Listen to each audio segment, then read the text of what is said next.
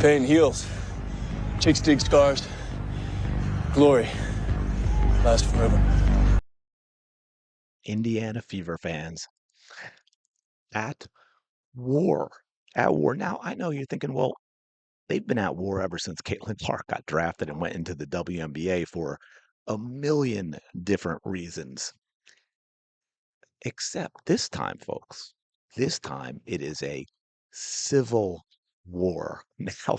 Now, bear with me. Now that the CBA is finished, we have a lot of people talking about, okay, well, now we've got some numbers. Now we've got the reality of what's going on for the next season. What happens with the roster? And then we also, and I did a video on it, check that out, I think a couple days ago, maybe. I don't think I did any yesterday on Saturday, where we found out that there are exceptions where rookies can accelerate their ability to get max contracts, right? And a way of doing that is making the all WNBA team. Caitlin Clark did it. Aliyah Boston did it. So they are both eligible for max contracts in the final year of their rookie deal. Aliyah Boston is in the final year of her rookie deal. She is eligible to get $1.1 million this season, up from, I don't know what fourth year of the some I think she was making around 85, 90,000, something like that, and Caitlin is the year behind on the scale.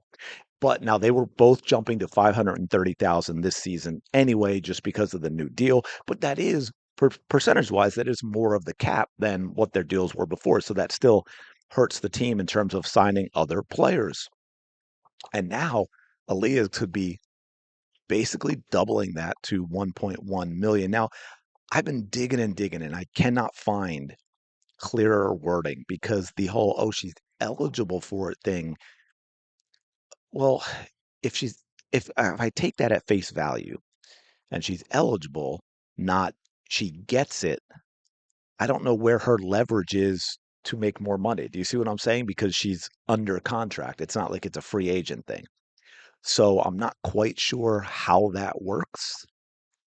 Because it would be weird if it's a negotiation between team and player when the player is under contract, just what the player has no leverage. But anyway, so because of that, because of the reality of the cap, because of the reality of all the free agents and super maxes and maxes even taken up a significant percentage of the cap, more so than previous, there's a lot of talk. You're seeing people who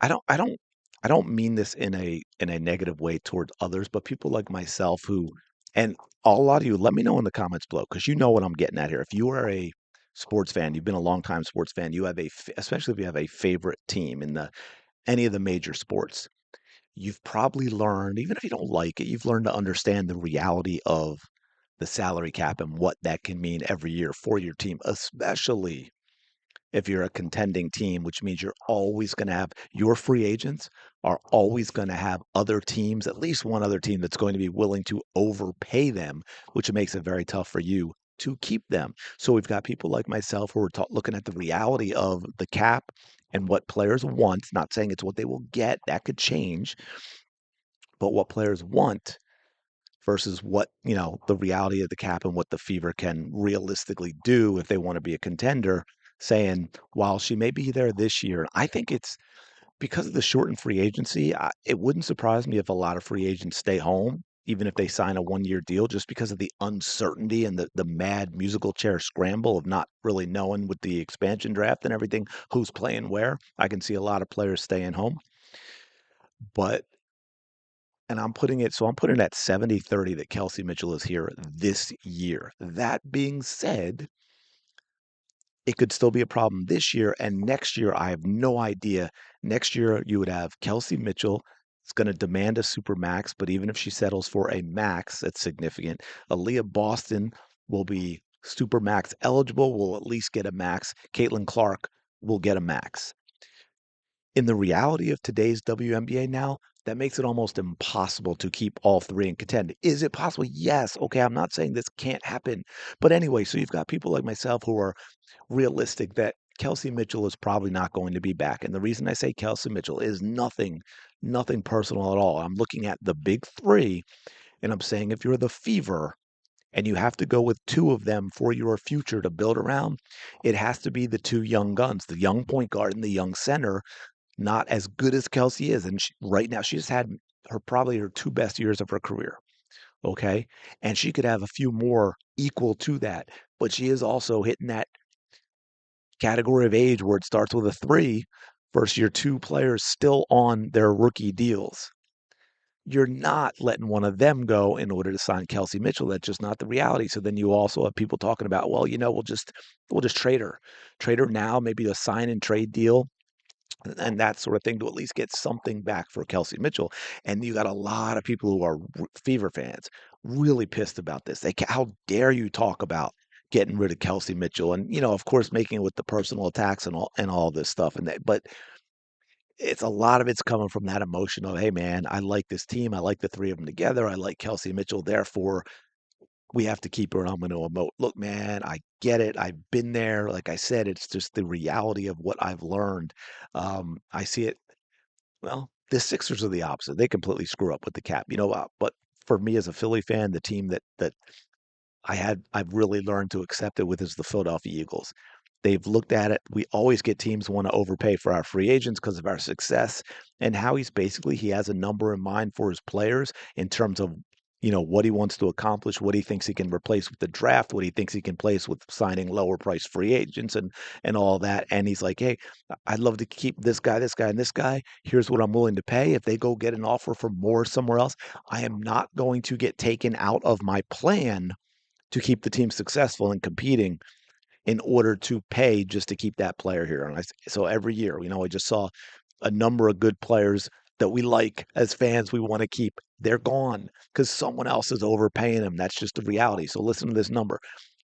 Let's say Aliyah Boston gets the max now, right? So she's up to 1.1 million. Caitlin Clark's up to 530,000. Kelsey Mitchell. Now this is worst case, obviously. I think there'll be a lot fewer super maxes now in the WNBA than there were previously, and it's going to be a rude awakening for a lot of players. But it just takes up too much of the cap, and it's a lot of money. So, but let's say Kelsey Mitchell gets that, right? The Fever are desperate to keep her. Stephanie White wants to build around her. That's 1.4. Okay, that's 3 million of the 7 million cap for three players.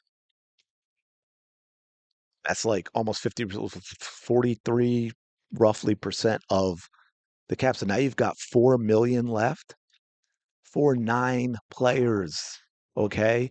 That is $444,000 per player, which is below average. If you look at what the average is based on this.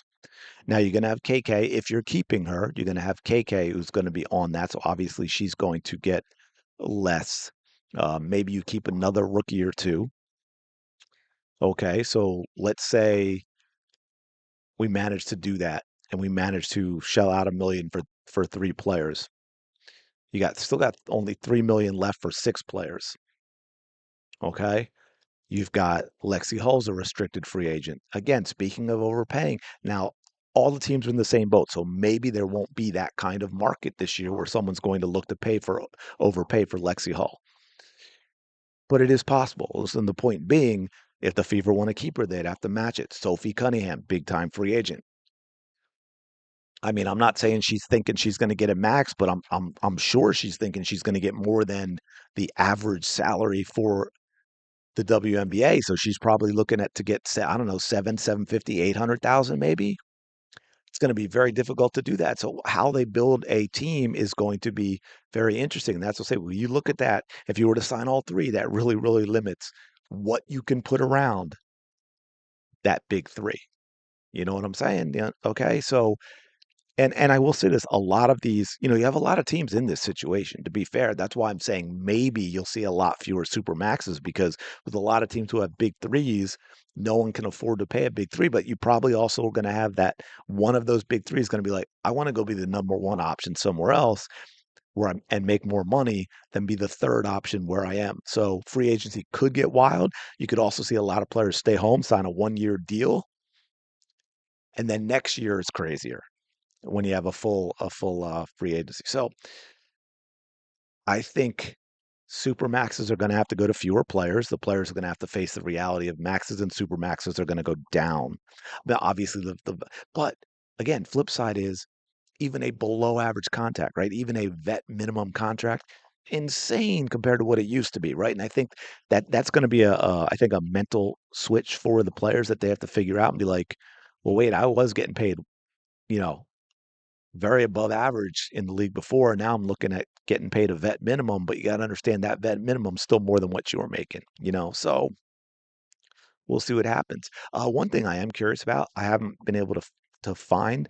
I mean, I would think so, but the WNBA gets weird. As I thought about what, can WNBA teams restructure contracts? And what I mean by that is, can the Indiana Fever, you know, play it off with AB and be like, "Hey, look, we know you're now max eligible, but you were going to make 530. Can we give you, instead of the 1.1 million, can we give you 800 or 850 now? But right now, we will make that part of a deal that we will re-sign so that it'll be a 4-year deal again, starting this year instead of next year, where you get 800,000 this year, and then the next 3 years you get a super max." I don't know if they can do that. That's the type of stuff that happens in like the NBA and the NFL all the time. I don't know if they can do that in the WNBA. So anyway, I just seen a lot of this stuff, kind of this war thing at Kelsey Mitchell, and people are like, "Oh, you're stupid and you don't know ball if you think they're not keeping Kelsey Mitchell," and all of that. And look, they might and they can. I just wanted to speak to the reality of it again. I probably covered a little bit of the stuff I covered in a previous video, but I also didn't have the rookie bonus stuff. So again, so next year, I'll finish up with this and let me know your thoughts in the comments. Sorry, this is running a little long. My bad. Um, Next year, you're going to have Caitlin Clark in her 4th year, but she's going to be also eligible for the max. AB, of course, max or super max. Kelsey Mitchell will demand max or super max. So even if all three of them only get max, right? Again, 3.3 million out of the 7 million. How do you build around that? That's going to be the question. So that's going to be interesting. Anyway, let me know your thoughts in the comments below. And which camp are you in? Do you want them, no matter what, keep the big three here, and then we got to live with how creative we get around them? Well, I'm gonna do another. I was just gonna get into how that happens, but that's an entirely new video. So anyway, let me know your thoughts in the comments below. I appreciate you checking this out. Smash the like button, subscribe to the channel. Go have the day you deserve. Shout out 19. I will talk to you all later.